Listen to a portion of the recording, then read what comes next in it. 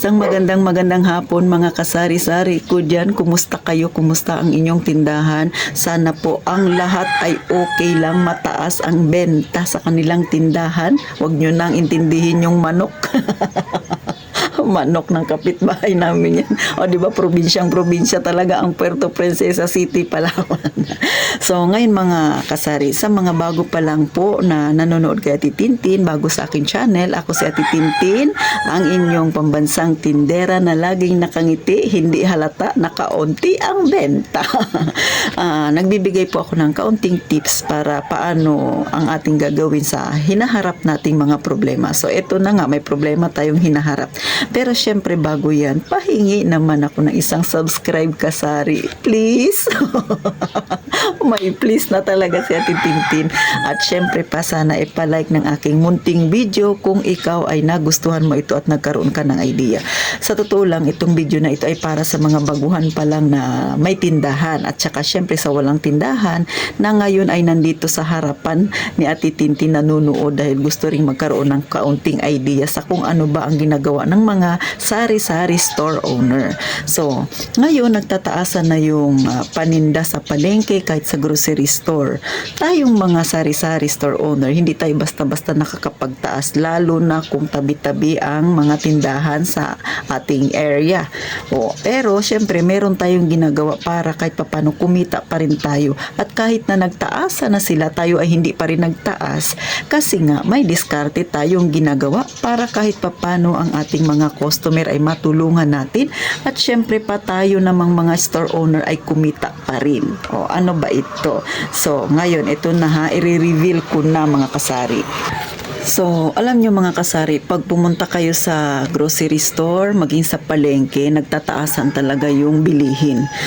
Kuryente namin dito sa Puerto Princesa City, Palawan, buwan-buwan tumataas. Mga kasari, ano ba yung aking technique mga kasari? Pinapasok ko ang technique sa aking tindahan na dagdag bawas. Baka napaisip ka, Ate Tin, parang sa election lang yata yung dagdag bawas na yan. Pati ba naman dyan sa negosyo mo meron? Abay, meron. Paano ko ba ginagawa? Katulad nito, margarine. Siyempre, tumaas ang margarine. Dito, meron pa rin akong refill na 5 piso at saka 10 piso. Kahit nagtaas na siya, hindi pa rin ako nagtataas. Diba? Pwede ko namang gawin ng 6 pesos, 12 pesos yung aking margarine na ni-refill kasi tumaas na. Pero hindi pa rin ako nagtaas. Bakit? Siyempre, unang-una, gusto ko may mabili pa rin medyo mura yung aking customer. Ikalawa, gusto ko pa rin na maging loyal yung aking mga customer. Ikatlo, eto na nga ang aking ginagawa. Tumaas ang presyo pero nananatiling 5 piso yung benta ko or 10 piso kasi nagbawas ako sa gramo. Diba? Siyempre, tayong mga may tindahan, meron tayong mga timbangan na para sa mga per gram. So kung dati, example lang ha, kung dati 0.30 gramo yung nilalagay ko, ngayon ginagawa ko ng 0.22. Siyempre, magbabawas tayo ng timbang niya. Pero yung ating presyo ay ganun pa rin. Bakit? Kasi nga tumaas yung ating paninda. Pero sa kagustuhan natin na tayong mga sari-sari store ay hindi tumaas ang ating paninda, nagbabawas na lang tayo. Maging sa mantika mga kasari. Kunwari ha, yung scoop ng 5 piso ay 2. So dahil tumaas nga yung mantika, so ginagawa ko 1.5 scoop na lang mga kasari. So yan ang technique na titintin. Sa pagtitindahan, kailangan may puso ka. Hindi lang basta puso, kailangan magaling ka rin mag-isip ng mga technique na ano bang dapat mong gawin para kahit papano hindi naman masyadong mabigatan si customer sa yung paninda kapag bumibili siya. Siyempre kahit tayo mga kasari. At saka isa pa, kailangan natin gumawa ng technique para ang ating customer ay hindi lumipat sa iba. Tayong mga may tindahan, may kanya-kanya tayong technique. Pero, syempre, hanapin mo yung pinakamainam na technique para yung customer mo ay manatili pa rin na sa'yo bumibili mga kasari. So, ganyan ang simpleng technique na titintin, ang dagdag bawas. Para maintindihan nyo ng maigi kung ano ba talaga ang dagdag bawas, bumibili ka ba ng Nescafe na 25 grams? Di ba?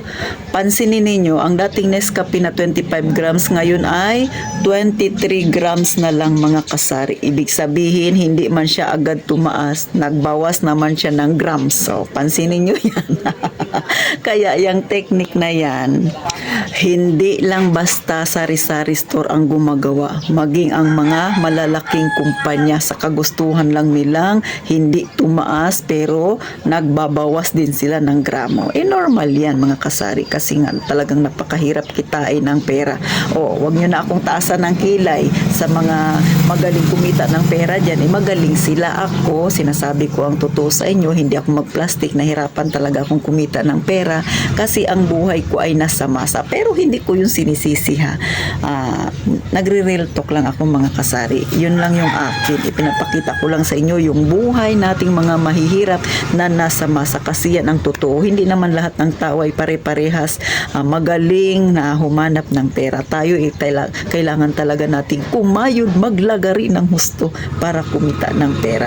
So, ayan ang kaunting tips ni Ate Tintin na kahit na nagtaasan na ang presyo pero ako ay hindi pa rin nagtaas. Siguro sa ilang item ko ay nagtaas na ako mga kasari. Ganun talaga ang ating buhay, negosyo. Kailangan meron tayong gawin para kahit papano ibumenta pa rin tayo. Kung napangiti kita sa aking ginawa, alam ko datihan ka ng may tindahan.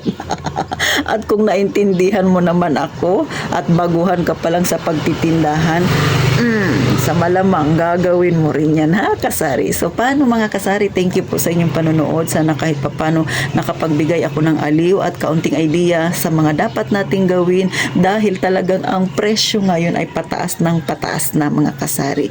So hanggang dito na lang ang vlog ni Ate Tintin at sana po isuportahan nyo naman ako, pahingi ng isang subscribe kasari at like na rin sa video na ito kung ikaw ay may natutunan kahit kaunti. Magkita sana tayo sa susunod ko pang video mga kasari at lagi kong sinasabi, mag-iingat kayong palagi mga kasari.